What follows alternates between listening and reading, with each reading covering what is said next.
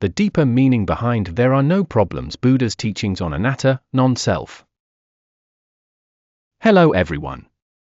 Today, we are going to explore one of the profound teachings of Buddhism, anatta, or the concept of non-self, and from it, the idea that there are no problems in life. In modern society, many people struggle with various problems, such as work, family, relationships, or concerns about the future. When we become trapped by these problems, life can start to feel burdensome. However, when we examine these issues through the lens of Buddha's teachings, we may begin to question whether these problems truly exist. Today, we will dive into the deeper meaning behind the phrase, "There are no problems," based on Buddhist philosophy. Let's begin by understanding this concept through a story. Chapter 1: The discomfort felt by Prince Siddhartha. In the 6th century BCE, there lived a young prince named Siddhartha in the small kingdom of Kapilavastu, India. As a prince, he lived a life of luxury and comfort, with all his needs fulfilled. Yet, within his heart, there was a constant sense of unease. Despite having everything, he felt that his mind was never truly satisfied. One day, while walking through the palace gardens, Siddhartha was captivated by the sight of a bird flying freely in the sky. He gazed at the bird and thought, "This bird is free. But am I truly free within this palace?" At that moment, a profound question arose in his mind: what is true happiness? What is the meaning of life? Chapter 2: The Journey to Seek Truth. At the age of 29, Prince Siddhartha made a life-changing decision. He chose to abandon his royal life, leaving behind his family and wealth to embark on a journey in search of the ultimate truth. His wife, Yasodhara, tearfully pleaded, "Please don't go. I can't live without you."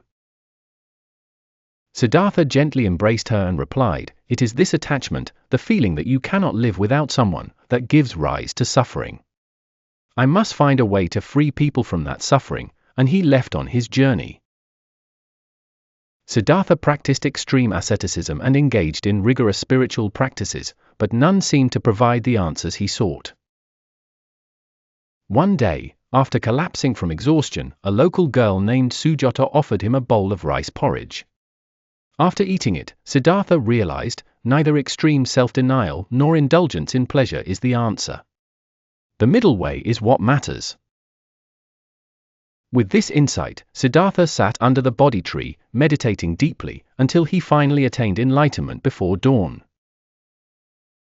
Chapter 3: The Insight of Anatta. Upon attaining enlightenment, Siddhartha realized that everything in the world is in constant flux and interdependent. He looked at his own body and observed, even this body is changing every day.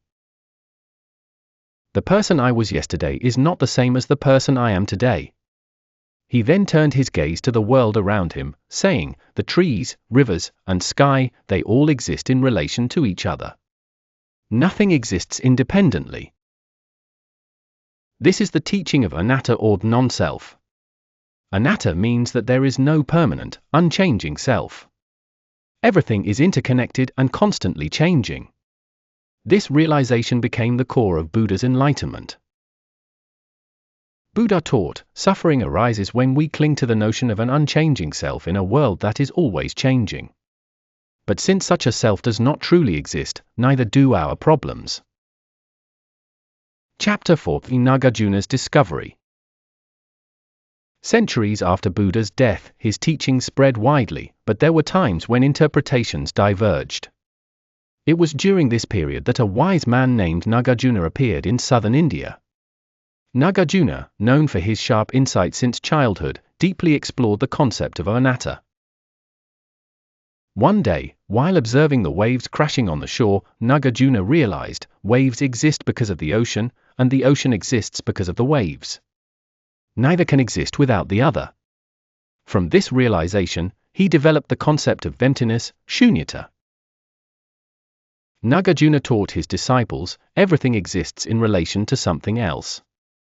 Therefore, a permanent, independent self cannot exist. This teaching, called emptiness, further deepened Buddha's concept of anatta. Chapter 5: Liberation from Problems. The teachings of Anatta and Shunyata can help free us from our suffering. As long as we cling to the idea of a fixed self, we will never be free from problems. But when we understand that this fixed self does not exist, we will no longer be trapped by problems.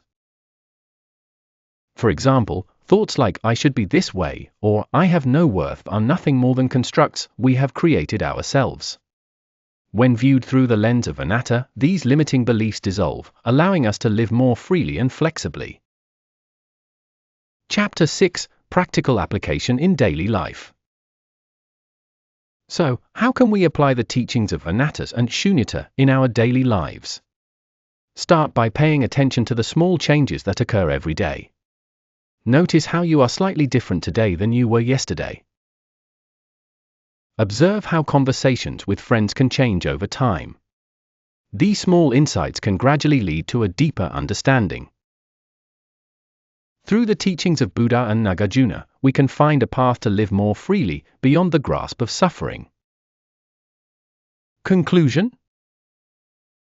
Today, we explored the Buddhist teaching of Anatta and its deeper meaning behind the idea that there are no problems.